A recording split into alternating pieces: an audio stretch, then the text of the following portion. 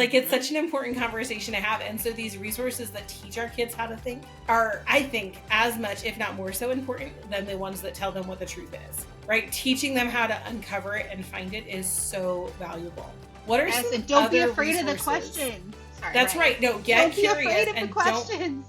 Discomfort is good. Welcome to the Homeschool Perspective, where seasoned homeschooling moms share tips, insights, and resources to empower your homeschool journey. Welcome to the Homeschool Perspective podcast. We have been discussing how we talk to our kids about using wisdom and discernment when it comes to the absolute deluge of information they have access to.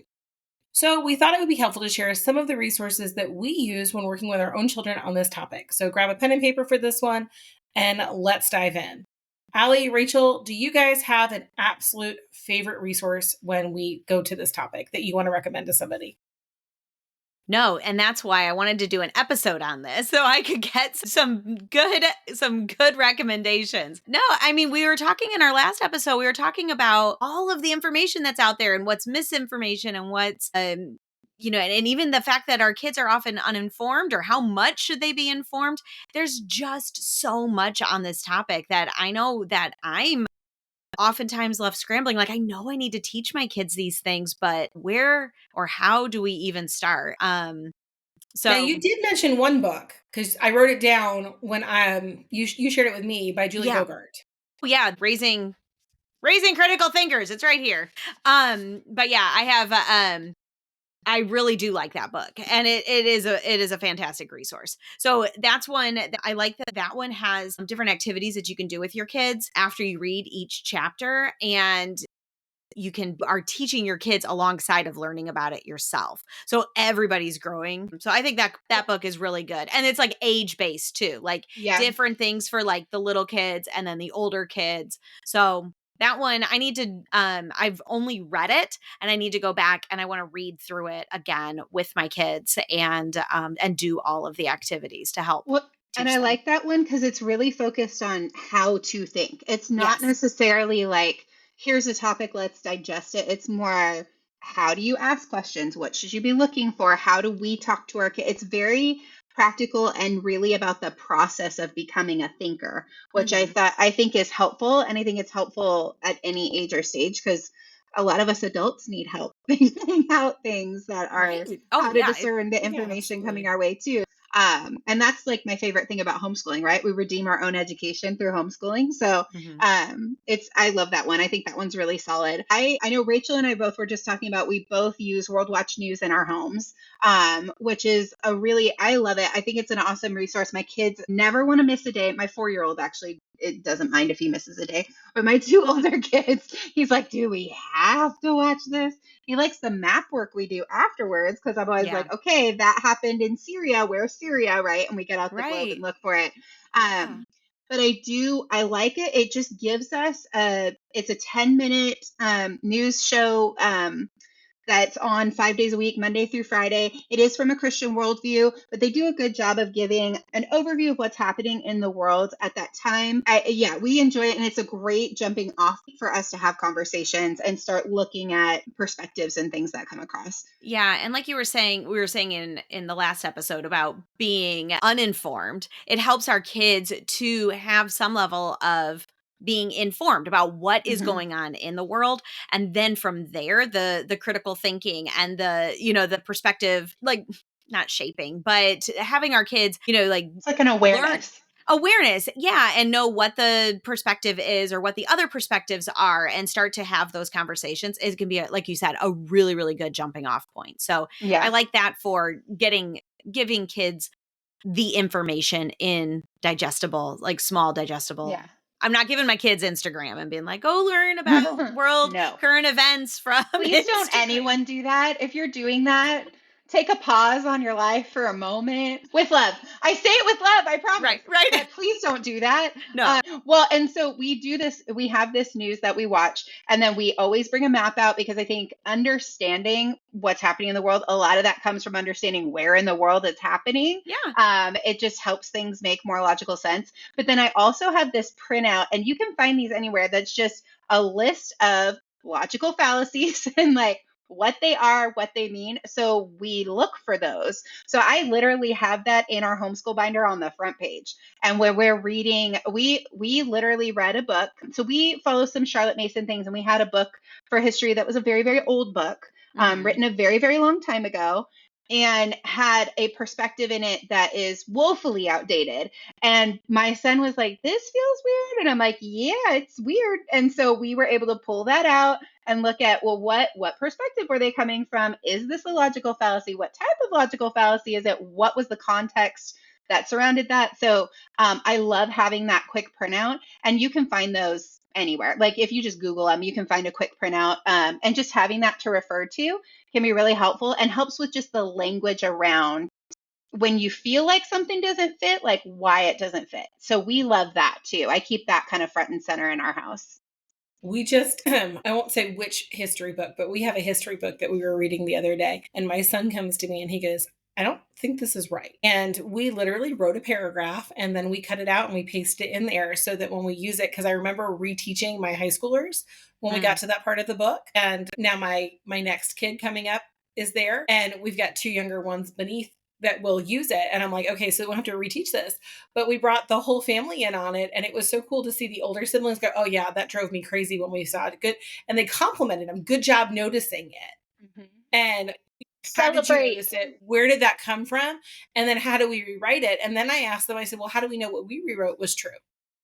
Right? Like it's such an important conversation to have. And so these resources that teach our kids how to think are, I think, as much, if not more so important than the ones that tell them what the truth is.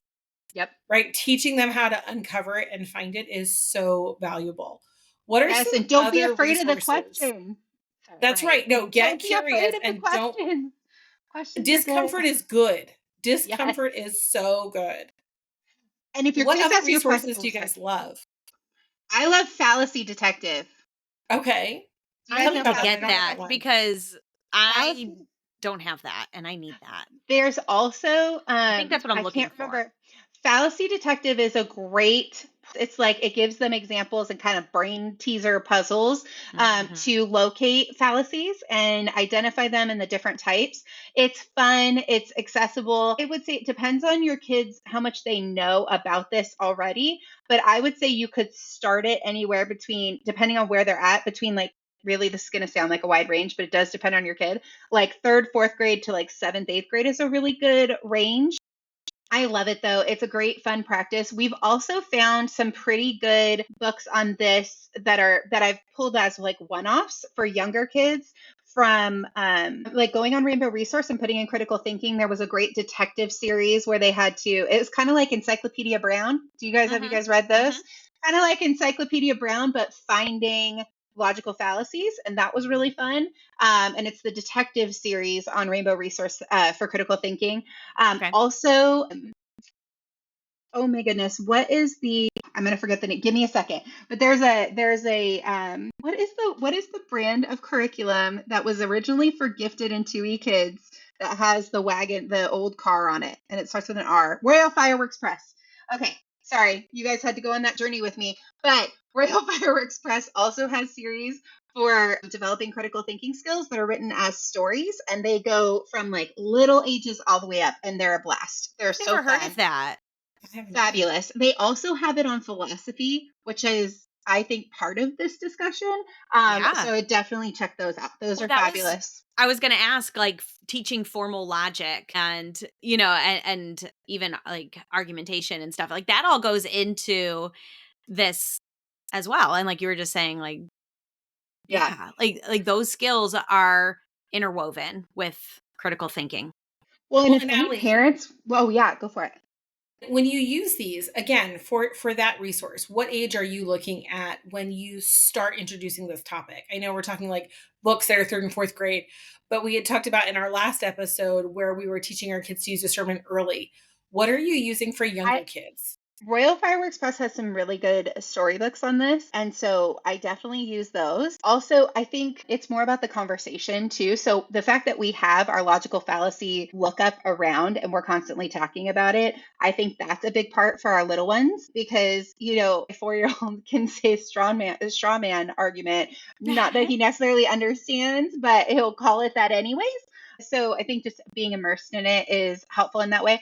I do though, One of my if there's a parent who wants to get better at this, I really love classical historian Socratic training videos that he did for parents that help you understand it better so you can teach it better too.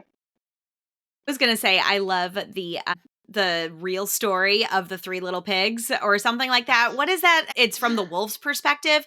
And I Yeah. remember reading that when I was a kid, and it was like transformative for my life because I learned from that story that other people don't always, things aren't always as they appear, and we don't have the same perspective as other people. And it was, I mean, I remember being a child and we read it in library class, and then I think we did a whole like lesson on perspectives and seeing things from other people's perspective. And it was like a huge, that was big for me back in the day. And so I love it. yeah. And so that, those types of fairy tales, when told from another perspective, or even our little kids can read those or be read those, and we can have conversations like that using these stories that are just fairy tales, folk tales, things like that, that are easy for them to understand and allow them to see that things aren't always as they appear. Or was that a fact? Was that an opinion? Those types of things for our real little kids. I love those Absolutely. books. I totally forgot about them. I But know, yes, those right? are great. They're And like fabulous. on my library list, like right now. That's awesome. Okay, we're almost ready to wrap up here because we've listed so many things. We don't want to overwhelm our listeners. Are there any other resources that y'all want to throw out here that people should check? I know, If you Allie, have you've mentioned it, Instagrammer. Yeah. So if you have an older kiddo, or even if you just want a different perspective, there is a gentleman by the name of Will Roush, and we'll put his stuff in the show notes, who does a really great job of presenting arguments. And he even has classes for teens, primarily teens. I think he has some junior high ones where he really goes deep into teaching our kids how to suss out these complicated issues. And I think he does a really fabulous job. So I would definitely check him out. He's doing good work. That's awesome. So thank you guys so much for sharing all these great resources. I know my Amazon cart just got a lot heavier. Mm-hmm. My husband thanks you for the credit card bill this time. But in all honesty, everybody, drop your resources in the comments. Like, this is one of those ones where we want to hear from you, not just for fun conversation, but the more resources that we can share as a community, the stronger our kids' brains will get, because we'll be able to equip them more. And we're going to be raising critical thinkers. And they Mhm. become the leaders of tomorrow. So, this isn't just an important homeschool topic. This is an important future and life topic. Thank you for joining us today, and stay tuned because we've got more goodies coming your way with more thoughts about how to raise kids who see through the noise and get to the heart of the things.